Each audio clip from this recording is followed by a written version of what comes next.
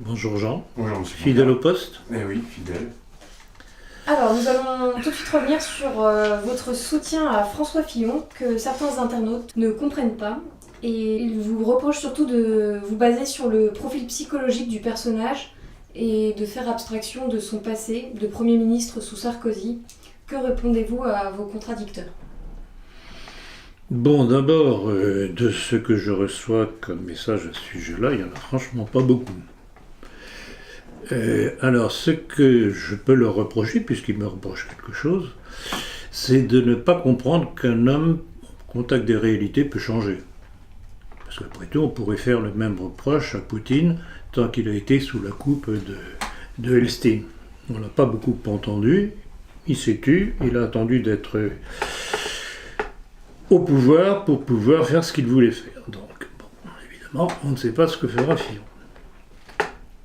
Deuxièmement, est-ce que ces gens qui me reprocheraient ça ont un meilleur choix ?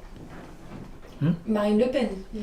Marine Le Pen, quand on voit ses dernières déclarations, ces déclarations de son gourou, maître Gilbert Collard, devant je ne sais plus quelle structure juive de France, etc., disant que c'est pas la France aux Français, mais la France aux Juifs, parce que le judaïsme a tellement apporté à la France, pour moi c'est pas tout à fait la France quand même.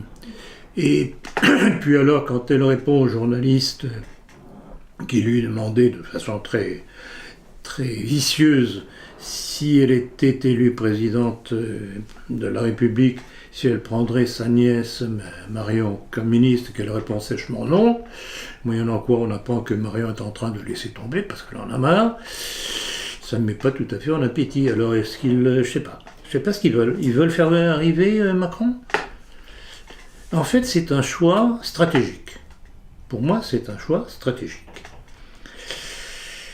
Et il y a une chose alors qui me sidère, c'est que ces gens qui ne comprennent pas la nécessité que l'on a de voter pour François Fillon, ils ne comprennent pas que, étant attaqué comme il est attaqué, ça veut dire que le système le rejette et ne le considère plus comme un des siens. C'est quand même très significatif, ça.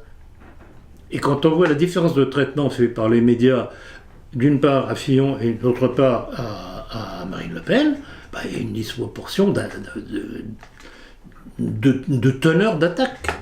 Parce qu'ils ont besoin de Marine Le Pen. Et ils ont besoin pour eux, Marine Le Pen, c'est un repoussoir qui est nécessaire. Mais attendez le deuxième tour, ce sera... Alors que François Fillon, pour eux, c'est la nécessité absolue de l'éliminer pour que Macron soit au deuxième tour et en position de l'emporter face à Marine Le Pen. Mais ça, ces gens-là ne comprennent pas.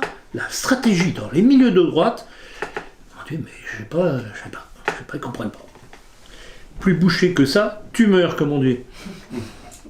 Alors la question suivante, François Fillon accuse Hollande d'assassinat politique et de coup d'État institutionnel. Il s'appuie notamment sur le livre Bienvenue Place Beauvau.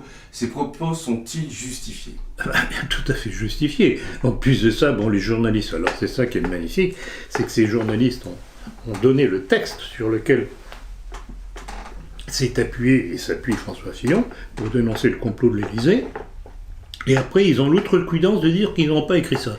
C'est magnifique. Alors, c'est magnifique. Et alors, justement, les gens dont vous parliez tout à l'heure qui ne comprennent pas la nécessité de voter Fillon, ils ne voient pas ça. Mais qu'est-ce qu'il faut leur faire pour leur ouvrir les yeux ? Paraîtrait-il qu'il y aurait en fait un vote secret Alors, je ne sais pas, mais ce que je sais, je ne sais pas si vous avez l'intention de poser des questions là-dessus, je vais déjà y répondre, c'est qu'on m'a communiqué le résultat d'un sondage diligenté par la Direction Générale de la Sécurité Intérieure, la DGSI, qui donne Marine Le Pen 31, François Fillon 21, Macron 16. Ce qui serait très intéressant d'avoir justement Fillon et Marine Le Pen au deuxième tour. Ah oui. C'est ça qu'il faut viser. C'est ça qu'il faut viser. Parce que ça droitisera le débat. Oui, oui, inévitablement. Mais voilà ce que les gens dont vous parliez tout à l'heure, qui ne comprennent pas mon attitude, ne comprennent pas. Et je ne comprends pas qu'ils ne comprennent pas. La France aurait gagné. Hein ? La France aurait gagné. Je ne dis pas qu'elle aurait gagné, mais ça pourrait nous rapprocher. c'est quand même assez courageux comme démarche. Il dénonce en fait François Hollande, il a presque envie de porter plainte, enfin apparemment. Alors ce qui est intéressant justement de la part de Fillon depuis maintenant 2 semaines environ, c'est qu'il est passé à l'attaque. Au lieu de courber la tête et d'essayer de se défendre, et il ne peut pas se défendre parce que les médias, les commentaires des médias sont tellement tordus la seule défense, c'est l'attaque. C'est toujours la même chose. La meilleure défense, ça a toujours été l'attaque. Et ça, il semble avoir compris. Alors, que pensez du soutien de Manuel Valls à Emmanuel Macron, puis maintenant à François Fillon? C'est d'abord, Valls cherche une voie il cherche à se rétablir. En fait, il ne sait pas quoi faire. Alors Macron, il est évident que Macron n'a pas particulièrement apprécié, parce qu'il y a tellement de barons du socialisme qui l'ont déjà rallié. Et on peut dire que quasiment tous les ministres de Hollande sont maintenant chez Macron, à commencer par le célèbre Le Drian, cet homme, ce ministre de la Défense qui est tellement aimé par nos grands chefs militaires, qui bien entendu n'ont strictement rien compris à cet élément très très très malin qui est du Grand Orient de France, lui aussi, comme tous les autres. Et donc ça pourrait faire du tort à François Fillon également d'avoir... pourquoi Valls en homme Non, mais ça marche pas. Ça marche pas. Alors on a fait dire à Fillon, oui, pourquoi pas, je suis prêt à discuter avec lui, mais on fait dire mais n'importe quoi à Fillon. C'est incroyable. Et c'est là-dessus que c'est pas dire de gros mots, c'est naïf d'une certaine droite catho, parce qu'en général ce sont les cathos qui rentrent dans ce jeu-là, ne comprennent pas. Et alors, je crois qu'on a parlé tout à l'heure de cette personne que j'ai rencontrée hier, à proximité de notre endroit de conférence, qui me dit « Ah, monsieur Ploncard, je suis déjà venu à vos conférences. » Alors on parle un petit peu, puis lui aussi me dit « Mais je ne comprends pas votre attitude en faveur de Fillon. » Et il m'apprend, ou plutôt il me rappelle, que la fraternité Saint-Pédis n'a pas donné de consigne de vote. Ça vous rappelle rien, ça? Sarkozy? Voilà, bravo Diane. Ça nous ramène immédiatement. Voilà. Alors, qu'est-ce que c'est que cette fraternité Saint-Pédis qui trouvait normal de faire voter Sarkozy, avec tout ce que Sarkozy représente, de contraire au christianisme, et qu'il ne donne pas de consigne de vote pour le catholique Fillon? Non, mais écoutez, il y a un problème, là. Hein? Qui tient la fraternité Saint-Pédis? J'en dis autant pour la fraternité Saint-Pierre. Oui. Donc voilà ce que sont nos milieux catholiques aujourd'hui. Donc, vous savez très bien ce que j'en pense, c'est pas avec eux qu'on rétablira les choses en France. Sur Boulevard Voltaire, il est reproché au programme Fillon de ne pas mettre en cause l'emprise de Bruxelles et de la mondialisation financière. Qu'en pensez-vous? Si vous étiez à la place de Fillon, si j'étais à la place de Fillon, si vous, Diane, étiez à la place de Fillon, est-ce que vous pensez que vous pourriez dire tout ce que vous pensez? Certainement pas, mais d'autres se permettent d'aller un peu plus loin. Il faut voir quel est deux choses. Il y a l'entourage de Fillon, bon gré mal gré, avec les Sarkozy, les Juppé et leur soutien. Il faut imaginer ce qui arriverait à Fillon si Fillon disait qu'il voulait sortir de la communauté européenne, donc il est obligé de louvoyer à vue. Moi, c'est l'impression qu'il me donne. Et je rappellerai encore une fois, je crois qu'on en a déjà parlé, c'était à propos de la GPA, gestation pour autrui, et Fillon, c'était soit dans un discours, je crois que c'était dans un discours, avait dit que si la communauté européenne continuait à mettre la pression sur la France pour que la France accepte la gestation pour autrui, eh bien la France serait obligée de se retirer de, je ne sais plus ce qu'était cette structure européenne, enfin, bref, peu importe. Donc, à la différence de tous ceux qui ne comprennent pas l'utilité de voter Fillon, j'ai regardé tout ce que Fillon a pu produire et j'ai regardé tous les débats, le crayon à la main. Il faut savoir aussi lire entre les lignes. Il est évidemment pas, de notre point de vue nationaliste, l'idéal, puisqu'il est gaulliste, apparemment quelque peu tout de même européiste, Mais pour moi, c'est la meilleure approche. C'est une étape. Pouvez-vous revenir sur la déclaration de Macron concernant la colonisation algérienne et apporter des références? Alors, il y a deux choses très curieuses justement. C'est que donc il y a la formule très connue de Macron disant que la colonisation française avait été un crime contre l'humanité. Mais là encore, il montre son analphabétisme parce qu'il oublie une chose, c'est qu'en disant ça, il dénonce la politique coloniale de la Troisième République maçonnique.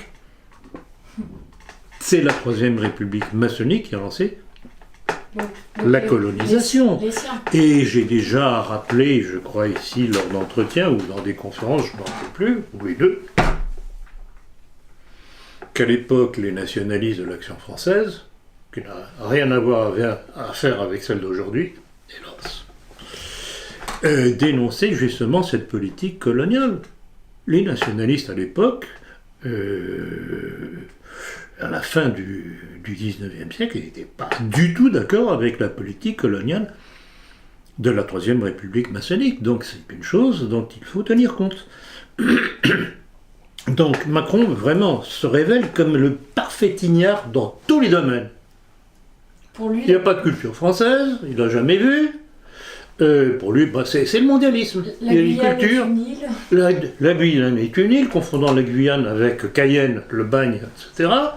Donc le Bagne, où j'espère bien qu'on pourra mettre un de ces jours un certain nombre de nos hommes politiques, à défaut de les guillotiner.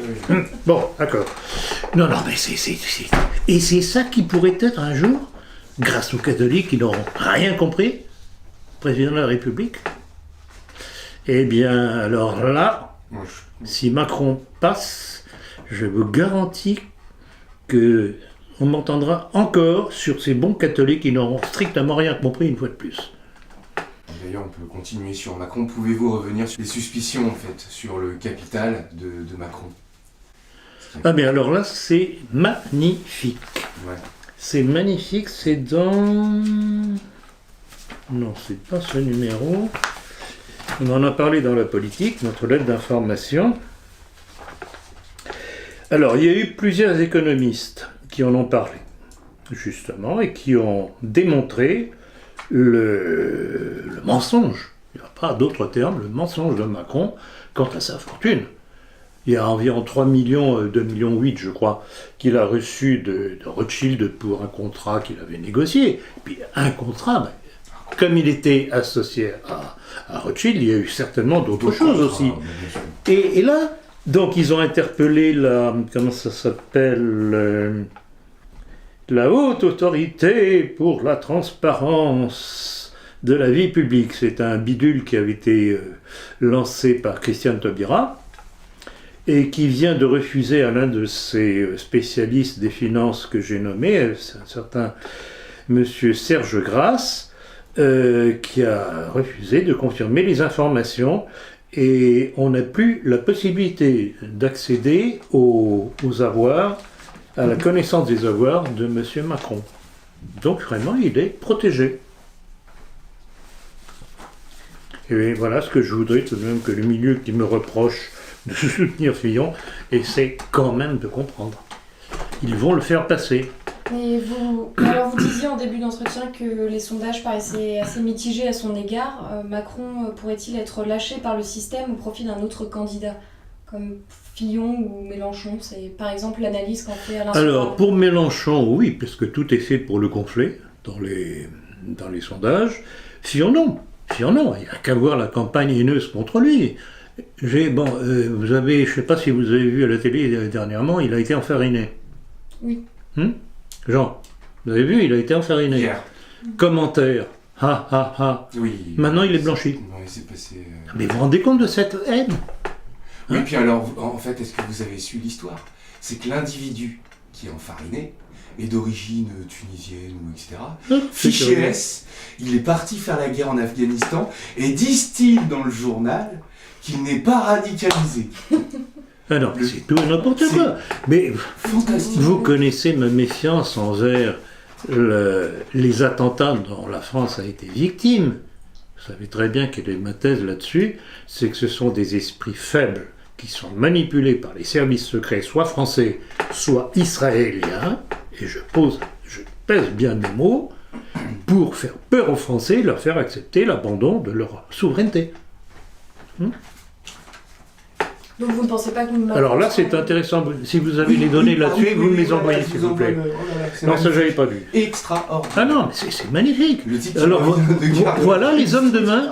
Voilà les hommes de main contre Fillon du système. Oui, oui. Maintenant, on comprend. C'est démonstratif. Alors, est-ce que les cathos qui ne comprennent pas ma manœuvre vont finir par comprendre? Alors le général Soublé quitte déjà le navire En Marche de Macron. Que dire de ce rapide changement? On peut toujours faire crédit aux hommes. Alors peut-être qu'il a découvert, peut-être a-t-il découvert que Macron était tout de même un personnage douteux. Ou bien il n'a pas obtenu la place éligible qu'il convoitait. Bon, mais, donc, retenons simplement qu'il s'est retiré de chez Macron, mais il y a de la relève. J'ai relevé dernièrement qu'un certain Jean-Michel Fauvergne, ex-patron du RAID, lors des attentats de 2015, donc le Bataclan, le Stade de France, etc., venait de rejoindre Macron. Il avait déjà un pied dedans, mais... Alors c'est intéressant parce que si on se rappelle, et je renverrai aux articles que nous avons faits, et notamment mes éditoriaux à l'époque sur ces attentats, rappelez-vous l'histoire du Bataclan quand même. Le délai étrange qu'il y a eu entre le déclenchement de la tuerie et l'arrivée des forces de police, RAID et compagnie. Et d'autant plus qu'il y a une pièce qui vient s'ajouter aujourd'hui au puzzle. Alors, est-ce qu'elle est vraie ou pas? Paraîtrait-il qu'il y avait un groupe de 6 militaires qui traînaient pas très loin. Mais oui, exactement. Ils ont eu ordre de ne pas intervenir. Exactement. Donc là encore, et c'est ça qui conforte toujours ma thèse, c'est qu'on a l'impression que le pouvoir qui nous gouverne a besoin de ces attentats pour horrifier les Français et lui faire accepter sa politique. Et à qui profite le crime? Sinon, encore une fois, au sionisme. Rabattre les Français et le monde catholique dans les bras du sionisme. Il me semble que c'est clair, non? Ouais. On passe un petit peu du coq à l'âne avec ces deux questions. En fait, qu'avez-vous pensé du débat, plus particulièrement de l'échange entre Mélenchon et Marine Le Pen? En fait, si que vous savez... vous n'allez pas mettre des crèches partout, etc., etc. Nous emmerdez pas avec vos crèches. Bon, alors je vais faire un petit retour en arrière. Vous avez vu, puisque vous recevez la politique tous les deux, que c'était dans l'avant-dernier numéro, donc le numéro 183, dans un article qui s'appelait « Où va le front ?» J'avais rappelé les déclarations de Gilbert Collard, le franc-maçon Gilbert Collard, devant une association de Juifs de France, etc., dont j'ai parlé tout à l'heure au début de notre entretien. J'avais rappelé la déclaration de Marine Le Pen félicitant les Israéliens pour sa politique de colonisation dans les territoires occupés. J'avais rappelé le voyage de Nicolas B.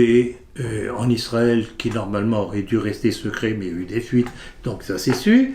Donc c'est le à plat ventre de Marine Le Pen et de la haute direction du Front National devant Israël. Bon. Et puis, qu'est-ce qu'il y a eu encore? Une déclaration de Marine Le Pen très désagréable pour les catholiques, ces connards de catholiques, bon. Je dirais quasiment la même chose, mais pas pour les mêmes raisons. Vous comprenez ce que je veux dire? Ce dont on a parlé tout à l'heure. Et puis interrogé, je reviens sur ce que j'ai dit aussi tout à l'heure, interrogé par des journalistes au cas où elle arriverait à la présidence de la République, si elle prendrait comme ministre sa nièce Marion, et répondons sèchement non. Et on apprend ces jours-ci que Marion est en train de lâcher parce qu'elle en a marre. Alors, si je fais ce rappel, c'est pour expliquer pourquoi Marine Le Pen a fait ces déclarations. Très bien d'ailleurs, très bien, mais il faut savoir le pourquoi. C'est que il y a dû avoir un certain remue-ménage au Front National de la part de tout de même l'aile droite et catholique, qui est tout de même, à mon avis, la partie la plus importante, malgré les épurations successives. Quand elle fait allusion aux racines chrétiennes de la France, etc., ce qui rend furax ce brave Mélenchon, franc-maçon du Grand Orient, il faut le savoir, le rappeler, elle ne fait qu'essayer de donner des gages à son aile de droite du Front National, qui n'avait pas du tout apprécié ses précédentes déclarations. Donc, moi, je veux bien entendre ça, mais enfin, je préfère que les paroles soient suivies par des actes. Or, du côté de Marine Le Pen, pour l'instant, les actes ne suivent pas cette parole qu'elle a prononcée face à Mélenchon. C'est pour ça que si François Fillon arrive au deuxième tour avec Marine Le Pen, je ferai voter pour Fillon. Ça, Marine Le Pen et le Front National, pour moi, c'est terminé. Terminé. On pourrait peut-être ajouter aussi cette petite réflexion croustillante de Mélenchon, à propos de Lafarge. En sachant que Lafarge, on sait à qui... Alors, Lafarge, je ne veux pas oublier, a été racheté par les Suisses. C'est-à-dire qu'en fait, il n'y aurait plus du tout, il n'y aurait pas de capitaux encore... Mais il est évident, toutes ces grandes structures internationales, donc internationalistes et mondialistes, pour eux, il n'y a que le fric qui compte, c'est tout.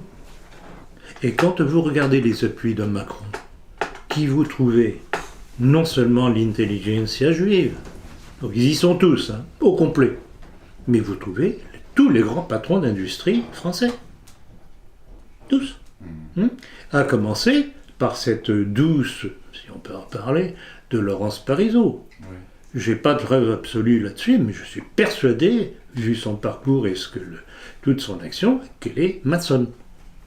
Si vous avez un texte là-dessus, je suis preneur. Alors, souhaitez-vous revenir sur la campagne d'Asselineau?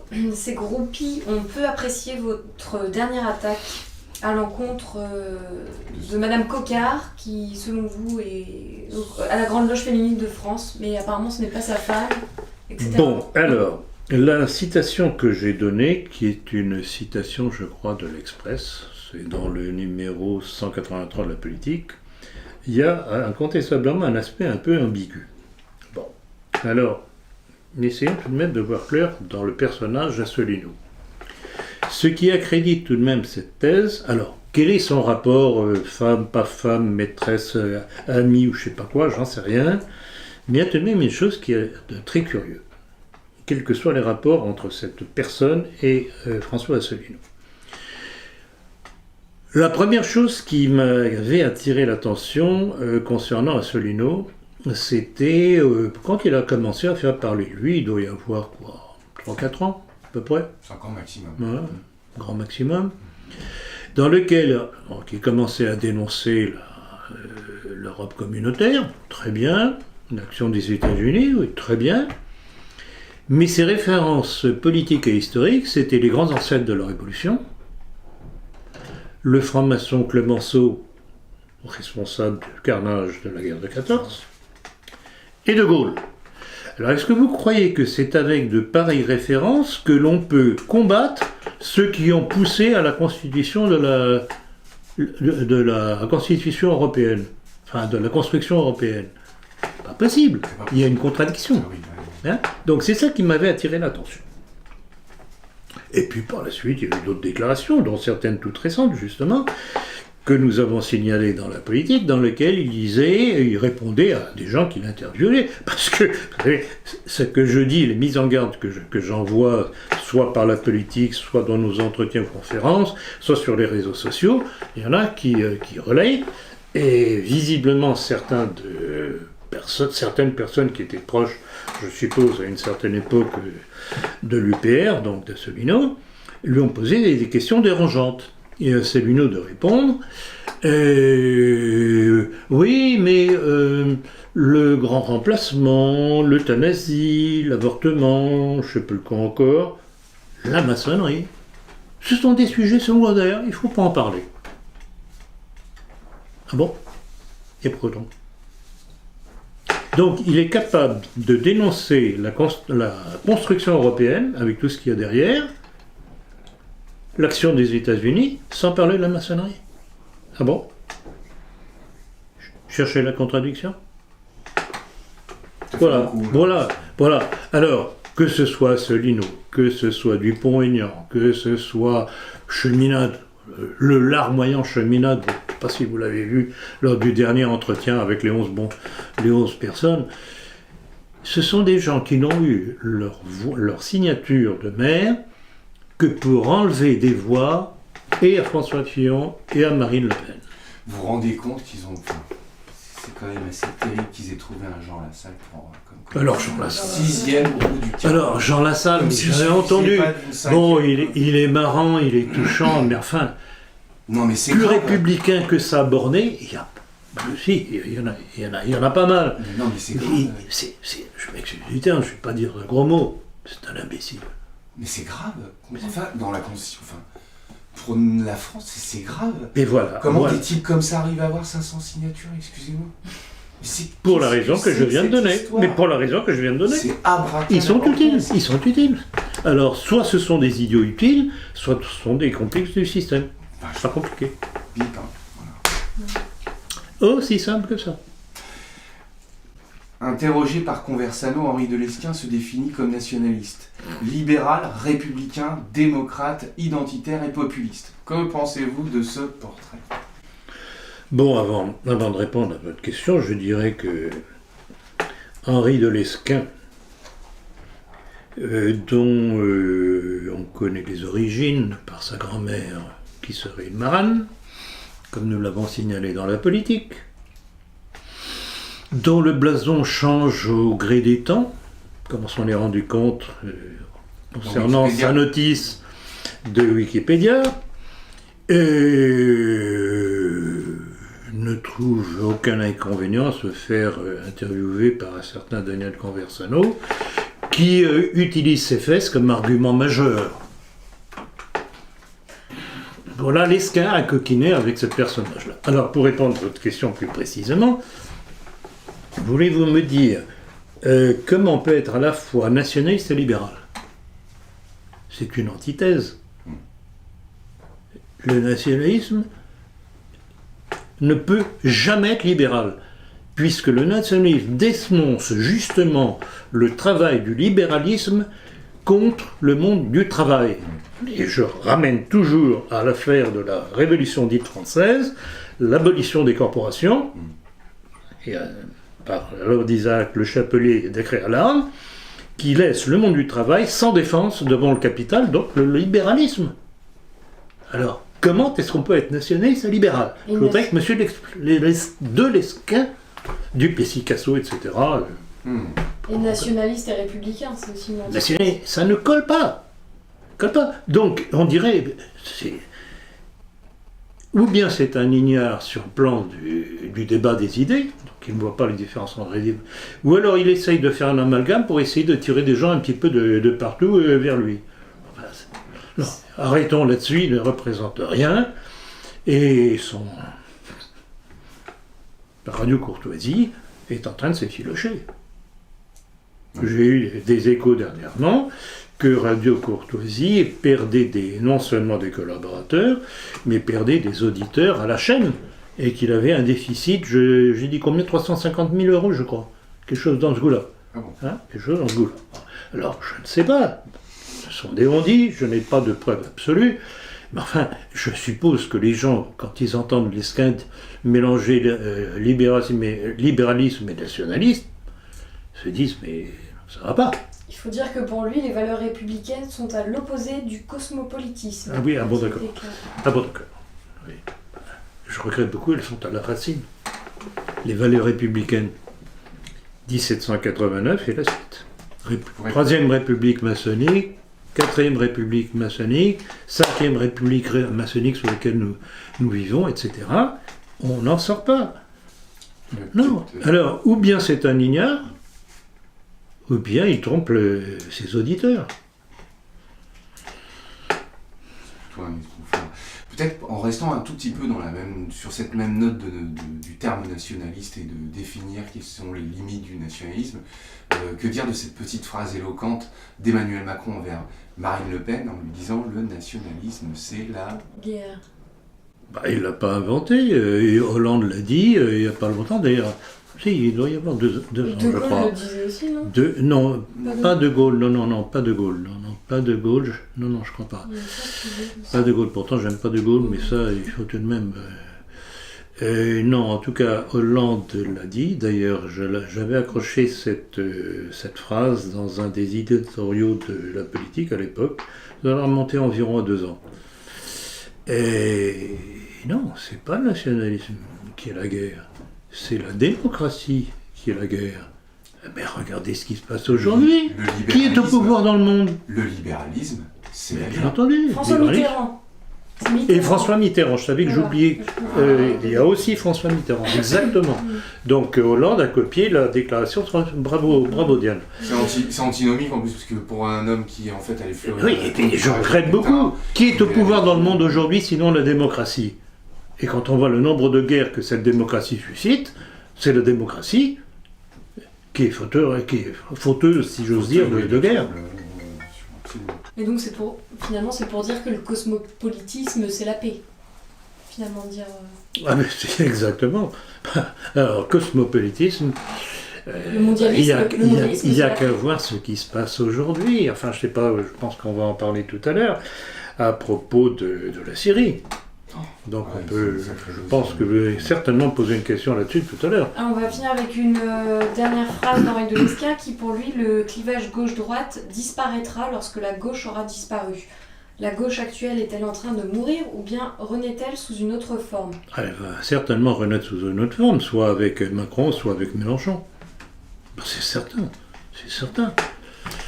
Certains, c'est l'éternel combat entre la vérité et l'erreur sera toujours là jusqu'à la fin des temps. On sera toujours confronté. On sera toujours confronté. Hollande qui brigue la présidence de l'Union Européenne, cela vous inspire-t-il un commentaire? Ah oui, tout à fait, il est tout à fait adapté. Il a donné suffisamment de gages. Non. Marine Le Pen qui déclare que si elle était élue, Marion Maréchal Le Pen ne serait pas ministre, ne ferait pas... C'est ce que j'ai évoqué tout à l'heure. C'est ce que j'ai évoqué tout à l'heure, justement. Alors, après ça, je regrette beaucoup, alors que Marion est évidemment celle qui, au Front National, est la plus proche de nous. Est-ce que ça vous donne envie de voter pour sa tante? Et c'est toujours un petit peu le même schéma après, en fait. Elle se fait bousculer, ensuite elle dit qu'elle va arrêter la politique, c'est pas la première fois qu'elle le fait. C'est pas la première fois, ça peut être un chantage aussi. On verra. Les derniers attentats survenus, notamment à Orly, Londres et à Moscou, ont-elles un lien et qu'est-ce que révèle cette série d'attentats? Oui. Oui, non, les attentats là, il y en a partout. C'est pas seulement Moscou, là, c'est Saint-Pétersbourg en plus. Hier, la Suède. Tout à fait. Et puis la série avant-hier. Alors, je dirais qu'ils ne sont pas du même type. Les attentats de Londres, de Stockholm, etc., je ne les mets pas dans le même cadre que ceux de Saint-Pétersbourg. Pourquoi? Parce que ceux qui sont faits dans ces pays européens ne sont que la suite des attentats que l'on a déjà eus depuis au moins l'affaire Mera, jusqu'à ceux de 2015, etc., ceux de Nice, etc., ils rentrent dans le cas de ce que je dénonce d'une action favorable aux intérêts sionistes. C'est-à-dire que ces attentats faits en principe par des milieux islamiques, Daesh et compagnie, ne visent qu'à rabattre les opinions publiques vers les intérêts sionistes. Par contre, il y a une chose tout de même qui devrait sauter aux yeux. La quasi-simultanéité entre les manifestations contre Poutine en Russie, avec à nouveau comme chef de file Navalny, et les attentats, enfin l'attentat à Saint-Pétersbourg. Alors Navalny, c'est qui? J'ai pris une note là-dessus parce que ce sera pour le prochain numéro de la politique. Navalny est financé par l'ONG US National Endowment for Democracy. Encore un bidule à la Soros. Alors, donc il y a ces manifestations qu'on a gonflées en Occident contre le pouvoir de Poutine et parallèlement cet attentat à Saint-Pétersbourg. Donc c'est pas du tout dans le même, on ne peut pas les mettre en parallèle avec ceux qui ont eu lieu à Londres, à Stockholm, etc. C'est différent. Je dirais qu'ils sont opposés. Alors, une information de valeur actuelle, le numéro 2811 du 2 mars 2017, que vous avez repris dans la politique numéro 183, révélait que le Conseil constitutionnel serait réuni 2 fois à la fin février. Se serait réuni 2 fois fin février pour étudier des possibilités d'un report de scrutin en cas de déstabilisation politique, entraînant une insincérité de l'élection présidentielle. Autrement dit, ils arrêtent le processus démocratique si, en fait, Marine Le Pen arrive en tête des élections présidentielles. Ou Fillon. Ça vise les deux. Ah, ça vise les deux. Ça vise les deux. Mais oui, ça vise. Mais encore une fois, pourquoi est-ce que Fillon est autant matraqué par la presse? Qui tient la presse? Ça vise les deux. Ça vise et Fillon et Marine Le Pen. Je regrette beaucoup, mais Fillon est beaucoup plus attaqué proportionnellement que Marine Le Pen dans la presse. Donc il faudrait peut-être se poser des questions pourquoi. Oui, alors continuons la citation, parce qu'elle n'est pas terminée. Oui, tout à fait. Alors entraînant en fait de l'élection présidentielle, l'allusion à la menace d'une ingérence de la Russie que François Hollande lui-même a décrété, quoi. Bien entendu, c'est l'excuse. Voilà. Dans un entretien au Monde. Oui, et la suite? La valeur actuelle fait aussi allusion à un possible attentat terroriste à l'approche du premier tour, faisant muter l'état d'urgence de l'état de siège. À l'état de siège. Je la connais pratiquement par cœur, cette déclaration. Bon, ça ne vous rappelle rien de ce que j'ai déjà dit depuis je ne sais pas combien de temps? Mais Valls l'avait dit, Valls l'avait fait, il avait déclaré que si en fait ils avaient un candidat qui leur plaisait pas, ils auraient bloqué. Tout à fait. Or, qu'est-ce que je dis depuis des mois et des mois et des mois et des mois? Que ces attentats, justement, sont faits pour amener à un énorme attentat. Et je l'ai dit, mais quasiment on peut reprendre les anciens entretiens et beaucoup de mes conférences où j'annonçais qu'il allait y avoir soit un très gros attentat, soit un fait nouveau qui leur permettrait de bloquer les élections si ça ne leur convient pas. Et en fait, c'est quoi? Mais c'est exactement le même genre de tactique qu'a utilisé Nicolas Sarkozy quand il a voulu rejeter le vote des Français à propos de la Constitution européenne. Le vote n'est pas conforme, on annule le vote et on le fait passer sous un autre nom, le traité de Lisbonne. Eh bien, c'est ça qui va se passer si jamais ils arrivent à mettre en place cette manœuvre. Ils vont gagner du temps, ils vont essayer de tellement magouiller les cartes, etc., que, je sais pas, il va se passer quelque chose. Je ne suis pas Madame Soleil, mais je suis très inquiet et je trouve qu'alors que ce texte de valeurs actuelles est très très important. Et en fait, la déclaration d'Emmanuel Valls, ça ne vous inquiète pas plus, parce que elle est quand même presque plus inquiétante. Mais de toute façon, c'est la même bande. C'est la même bande. C'est la même bande. De toute façon, Valls, il faut savoir, et Grand Orient aussi, comme Cazeneuve, comme Le Drian, comme tous. Comme celui qui est président de l'Assemblée nationale, comme il s'appelle déjà président de l'Assemblée nationale, allez...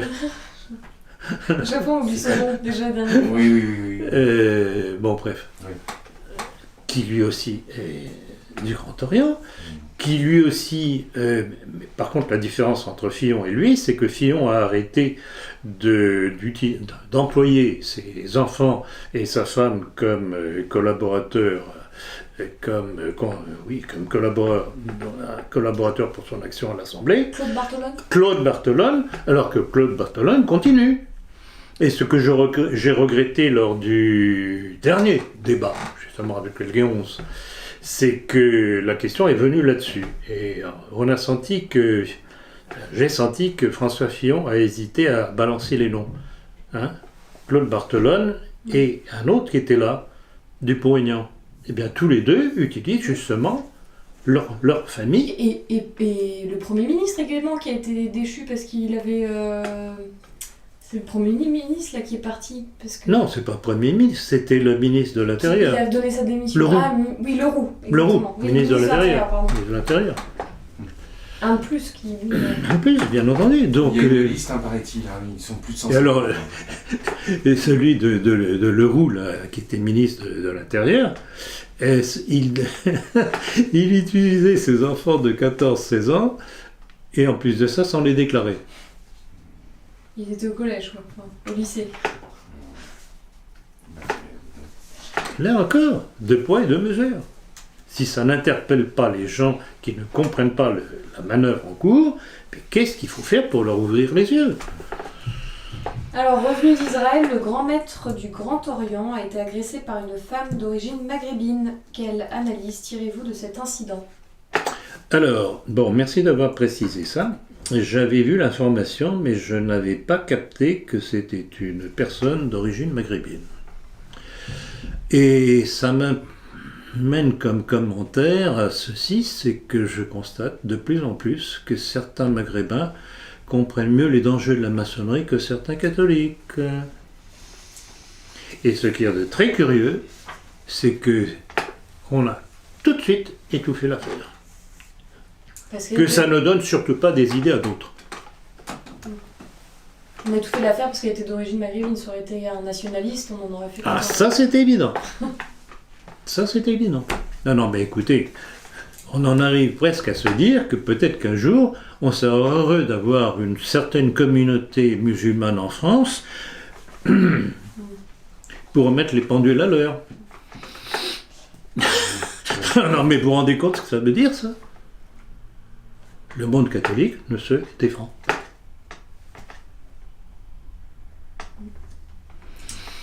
BHL met les Juifs en garde contre Donald Trump qui qualifie de faux amis des Juifs. Il n'est pas animé par l'amour profond d'Israël.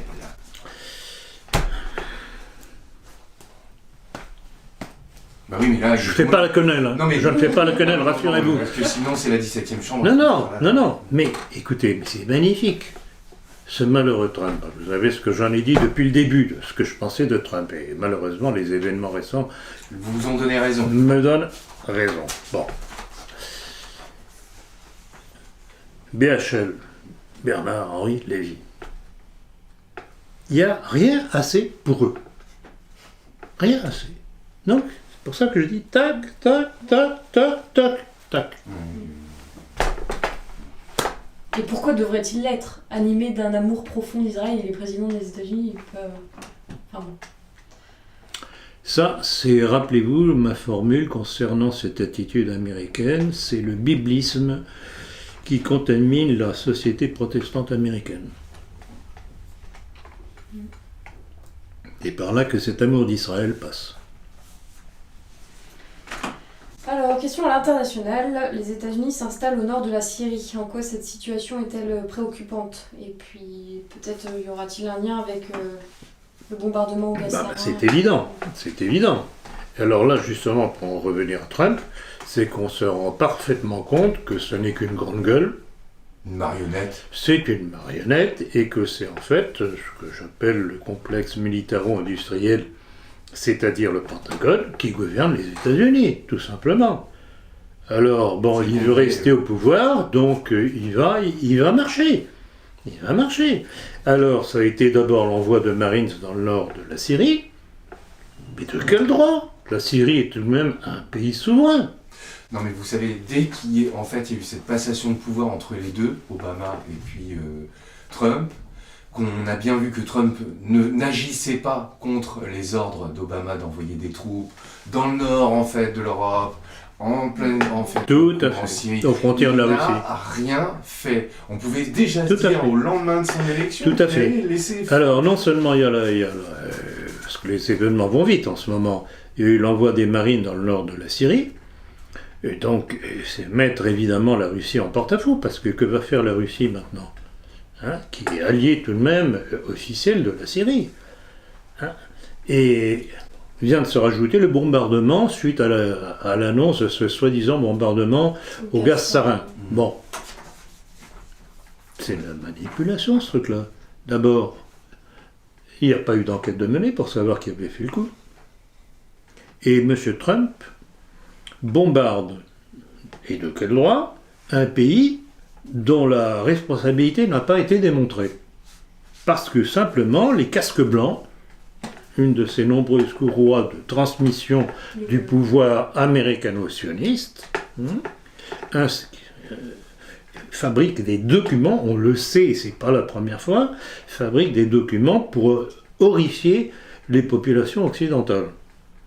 Alors, résultat de cette action de Trump, la Russie vient de dénoncer l'accord de... comment ça s'appelle ça, de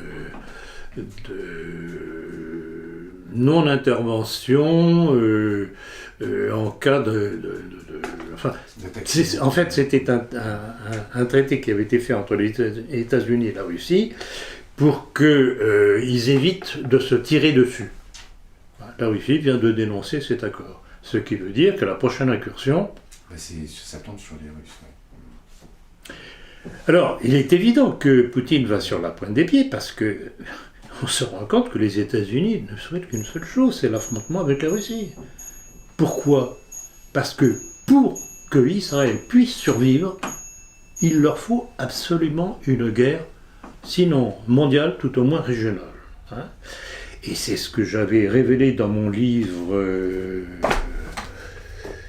Le complot mondialiste. Rappelez-vous, Ariel Sharon, années 80-90, quand il disait que si l'existence d'Israël était en danger, Israël n'hésiterait pas à déclencher la Troisième Guerre mondiale. Il n'y a rien de nouveau. Il n'y a rien de nouveau. Et Israël se rend de plus en plus compte que, avec le développement de l'Iran, avec le développement du Hezbollah libanais, etc.,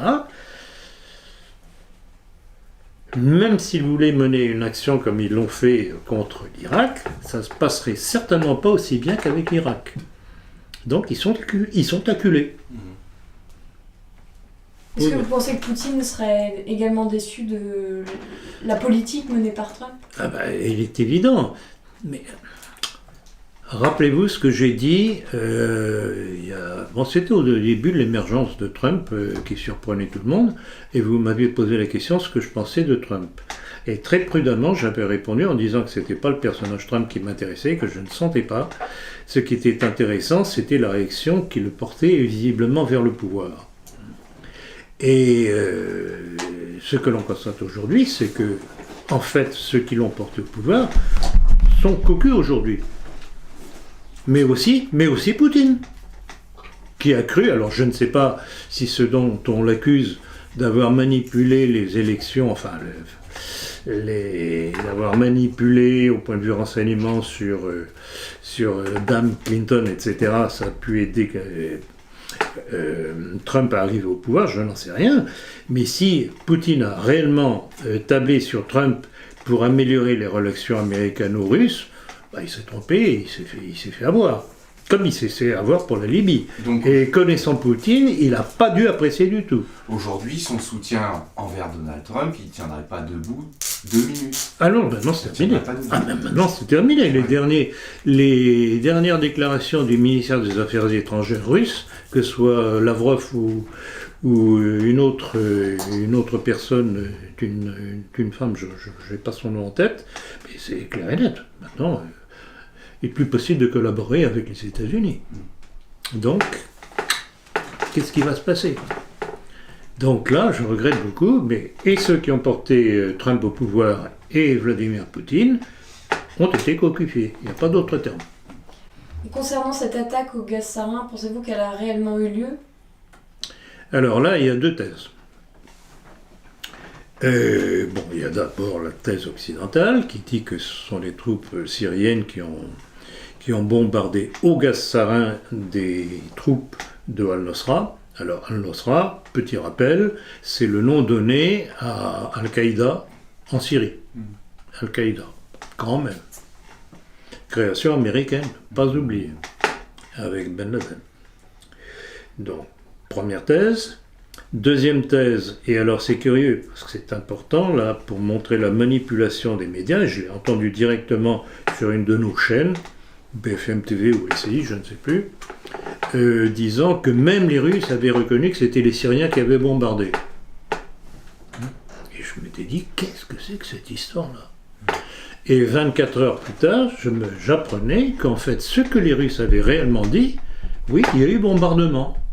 Mais c'était contre des dépôts de gaz de Al-Nosra.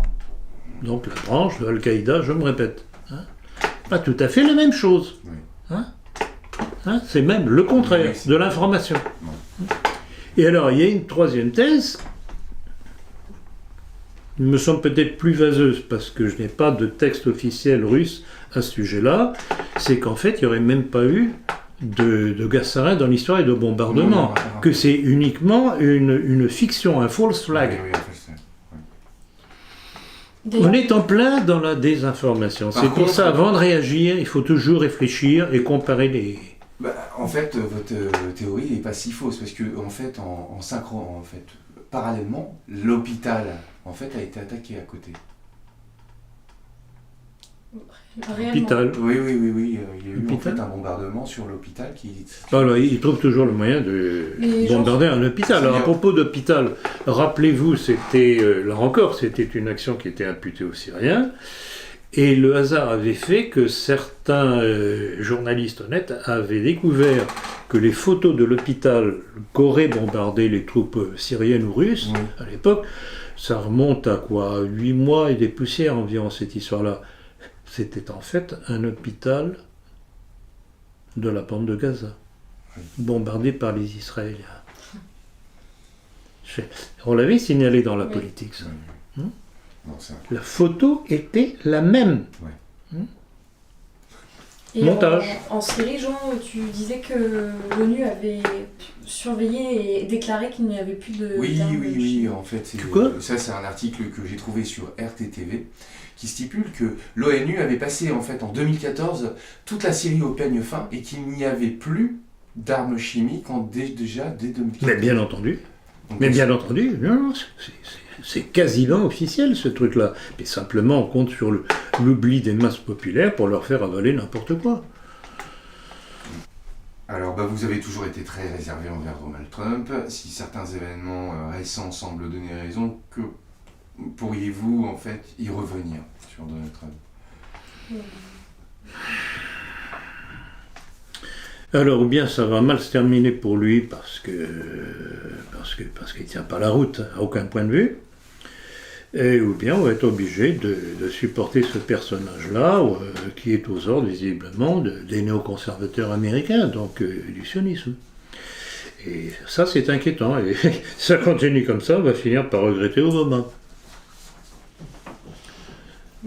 Ce qui n'est pas triste quand même. Voilà, nous avons terminé sur nos questions internationales, mais est-ce qu'on pourrait revenir sur une question de doctrine que je rajoute ici même? Dans une de vos dernières conférences, il me semble, vous aviez parlé de votre souhait finalement de revoir l'Empire français se reconstruire. Vous voyez ce que je veux dire? Et or là, actuellement, vous venez de dire que l'action française était contre la colonisation de l'Algérie. Quelle position doit adopter un nationaliste face à... Finalement, à toutes ces colonies, si on veut, je crois, Jean, c'est vous qui me disiez que l'Algérie était le 2e pays au monde, après la France, à relayer mes conférences. Hors CE, vous êtes lu, le premier pays à vous suivre hors CE, c'est l'Algérie. Pourquoi? Parce que apparemment, mon discours leur convient. Ce ne sont pas des attaques que je sache qui sont faites non, contre pas moi. du tout. Il n'y a aucun commentaire désagréable. On n'a jamais reçu. Apparemment. Il est certain que les plus lucides parmi non seulement les Algériens, mais les musulmans dans leur ensemble, comprennent qu'ils ont besoin de s'appuyer sur un pays. Bon, ils sont francophones, donc pour eux, évidemment, le plus proche, c'est la France. Il y a la Russie aussi, bien entendu. Qui les mettent à l'abri des visées sionistes. Parce que la déstabilisation du Moyen-Orient, il n'y a pas que ça. Hein. Ils sont en train d'essayer de déstabiliser le nord de l'Afrique aussi. Oui. Alors, grâce à Sarkozy, Bernard-Henri Lévy, Obama, Cameron, etc., ils ont réussi avec la Libye. Que des prix Nobel de la paix. BHL, dernièrement, disait qu'il fallait déstabiliser l'Algérie aussi. Donc, ces gens-là savent très bien quels sont leurs amis, quels sont leurs ennemis. Et à travers de mon discours, ils se rendent compte que je suis un ami. Parce que je considère qu'il n'est pas question de revenir au colonialisme tel qu'il a été bâti par la Troisième République maçonnique. Si on doit reconstruire quelque chose ensemble, ce sera sur le plan de la complémentarité. C'est pas la première fois que je le dis. Je le dis depuis je ne sais pas combien de temps. C'est dans mon livre Nationalisme français. Je le dis depuis toujours. Parce que nous avons des intérêts communs, des synergies communes, et que il faut faire front contre l'ennemi commun. Voilà. J'ai répondu à votre question ? Oui, oui. Et pour des territoires d'outre-mer, par exemple, en ce moment, on parle beaucoup de la Guyane. C'est une volonté de larguer la Guyane et ses richesses. Voilà. Tout est là, c'est toujours la même chose. On dépecèpe la France morceau par morceau. Et Macron, ça va être ça. Rappelez-vous, alors, je ne sais pas si vous allez me parler des mensonges de Macron. Si oui, bon là, j'arrête là. Il y en a sinon, tellement, on peut... Non, oui, allez-y. Non, bon. Macron qui s'est défendu dernièrement des accusations de Fillon, justement en disant non mais c'est pas vrai, etc. Il nie son action dans la vente aux Chinois de l'aéroport de Toulouse, de la vente de la branche énergétique de Alstom à General Electric américain, de la vente à son grand ami franco-israélien Patrick Drahi de SFR, entre autres, hein, parce qu'après tout, Patrick Drahi a en main quasiment tous les grands moyens d'information français, à commencer par BFM TV, Libération, Nouvel Obs, l'Express, si je ne me trompe. Hein. Et tout ça grâce à qui ? Grâce aux socialistes, et énormément grâce à Macron quand il était ministre des Finances. Et alors, c'était même incroyable. On nous présente ce Macron comme la planche de salut, hein, sur le plan économique. Et il a tellement bien réussi sur le plan économique quand il était aux finances. La France n'a fait que s'enfoncer déjà encore un peu plus. Dire que Sarkozy y avait déjà gentiment participé. Voilà.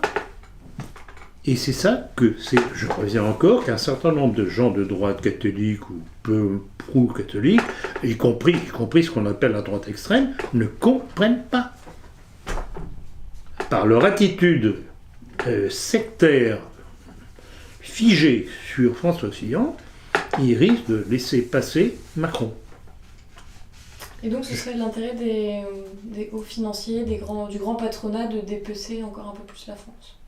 Mais de toute façon, ils s'en fichent. Pour eux, la France, c'est rien du tout. Ce qui compte, ce sont les grandes affaires, ce que ça rapporte. Et je rappellerai encore une fois ce texte de Jean Grandois, qui était le président à une certaine époque C'était l'ancêtre, c'était ce qui s'appelait avant... C'était avant le MEDEF. Le truc des grands patrons. Et Jean Grandois avait déclaré... l'argent et le travail des Français n'est plus au service de la nation. Vous vous rendez compte de ce que ça veut dire ? Alors au service de qui ? Du mondialisme. Des grandes affaires. Et c'est pour ça que le nationalisme ne peut être que social. Et c'est pour ça d'ailleurs que je reçois de plus en plus d'appui de gens qui viennent de gauche, qui ont compris que la gauche ne représentait pas la défense du monde du travail. Souvent d'ailleurs la gauche s'acoquine avec des grandes banques. Mais de toute façon, quand Hollande disait qu'il allait s'attaquer à la banque, ah bon? La finance est mon ennemi. Ouais.